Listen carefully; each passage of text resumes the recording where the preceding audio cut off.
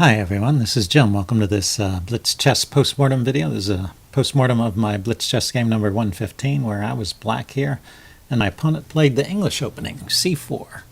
You can see that's the fourth most popular choice after e4, d4, and knight f3, which is knight f3 is often a way to get into the English, but it can also lead to other openings.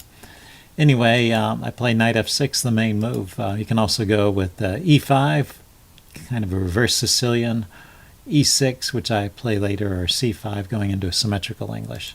But I'm going for this knight f3 and knight f6 and e6 setup. So he plays g3 right away, not the most common move. d4 gets it back into queen's pawn opening territory. Knight f3 or knight c3 stay in the English opening territory here.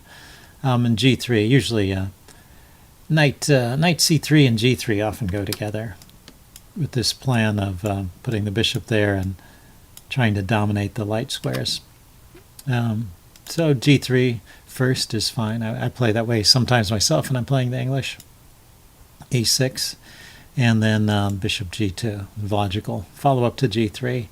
And now I play c5. Apparently d5, challenging the center right away, is the most accurate move there. But we get into a position which is fairly well represented in the database. It's kind of interesting. I'm sort of improvising as I go along because I don't have a set plan against the English opening that I'm all that familiar with, and there's so many different ways. It's a kind of an amorphous opening in that it can transform into a lot of other openings. So just got to keep your eye out for those transpositions. You see, I'm playing moves that are near the top, but not right at the top. So second choice moves. Castle. I definitely should have played d5 here, because it turns out later I have trouble getting that move in. Castle here. I was about to play d5 and he plays d4. So it turns out I could have played d5 here anyway, and that's the engine recommendation as well as the top choice in the opening book.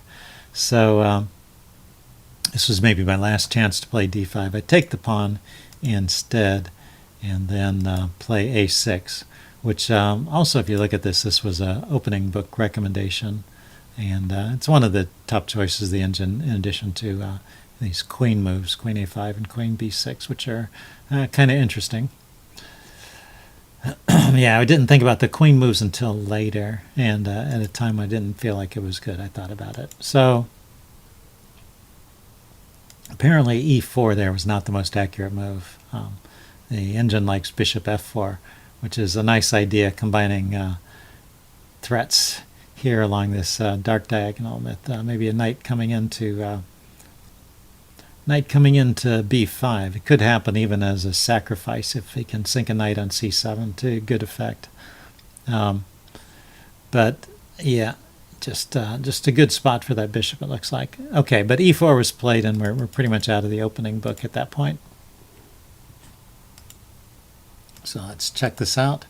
And the game stays in the range of about even. It's interesting to watch it kind of fluctuate in the computer's evaluation. It stays pretty even for quite a while. The negative number means that it's slightly in black's favor here, but somehow I don't seem to be able to increase my advantage. Maybe this e5 move was a little bit too ambitious. But at this point, yeah, by the time I've played this retake here, it's getting a significant advantage to black. But I just don't seem to be able to maintain it. After that trade of bishops, maybe that wasn't helping me any. And now we've gotten back to more or less even again. So it comes and goes.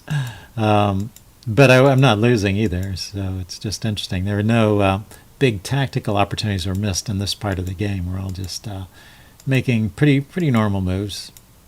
Let's back up just a second there. Now, the chess engine did not like my move queen e7. I didn't like the idea. Well, actually, he's threatening to win a pawn there, so I need to do something.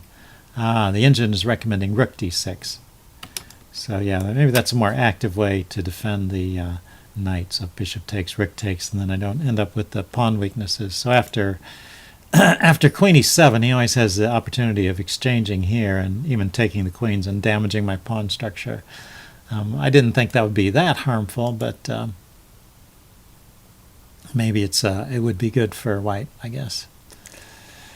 And the other thing I neglected here was this idea of knight takes bishop, which he plays later on in the game.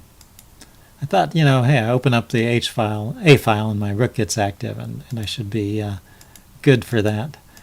But yeah, he traded everything off and then took my bishop, and now it's just a rook and pawn ending where white has a protected passed pawn. And I just didn't play this, but white only has a slight edge, so really I should draw this. But I make a couple of inaccurate moves, and this is my first one. So I defended the pawn. He played his rook here and attacked my pawn on f6. He played rook d6, attacking f6. And the best move here is rook a3, counterattacking here. Because what I played, king g7, defends the pawn, but allows him to go after my a pawn. And now I can't really get any real counterplay here. He's going to get a pair of passed pawns, which is quite strong, and maybe even a winning advantage. But I try for some activity, and I grab this pawn and hope to get some counterplay with my pawns in the center. But really, these doubled pawns over here ought to be stronger. By all rights, white has an advantage here. And you'll see it keeps this evaluation in white's favor. And right here, yeah, somewhere around here, this is probably winning for white. Let's back up and see where that happened. Instead of f5, king f8, but here, he already has a one pawn advantage. So here, about 0.6 is where it was since he got those pawns there. Now it says I should try rook d1 check and king f8. Trying to bring my king over here would be a smart idea, or just king f8 immediately. So I just need something else to try and stop these pawns. The rook by itself can promote these pawns, so if I don't do anything, I can't really stop him with the rook. I have to try and bring my king over. So, okay, yeah, now that the engine has had time to think about it, it's nominated king f8 as the top move. So instead of that, I played e4, just going for the counterplay idea, but this is too slow. And if he had played correctly, he probably would have won from this point. And he's maintaining the advantage through here. We'll see where he goes wrong shortly. I play this check and this check. And now he should just drop back to e2. He doesn't really need to come forward, and it's in fact dangerous because I have these pawns that are past his king. So he plays there, and now with the rook f3, playing the rook over here, checking the king, and driving the king even further in this direction, it looks like I can draw the game.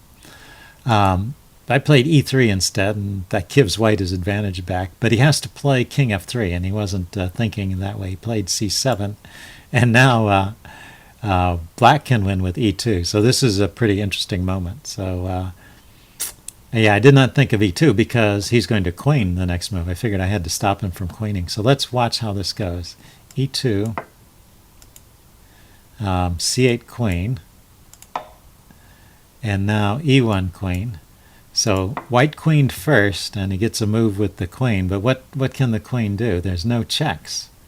The rook is guarding this square. The queen can come out on this diagonal and grab a pawn over here, but there's no checks.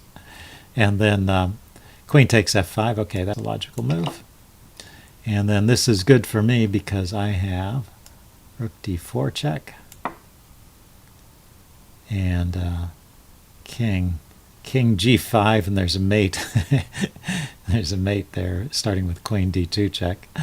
So, if queen e4, okay, well, I can just take the queen. So, the only other legal move for the king is to come up here to f3, and then queen this way, right?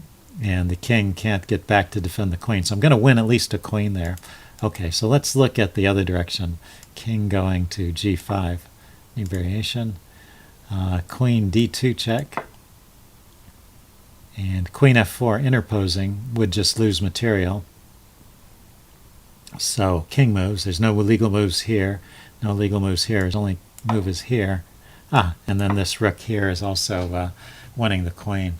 So it's funny, in this position,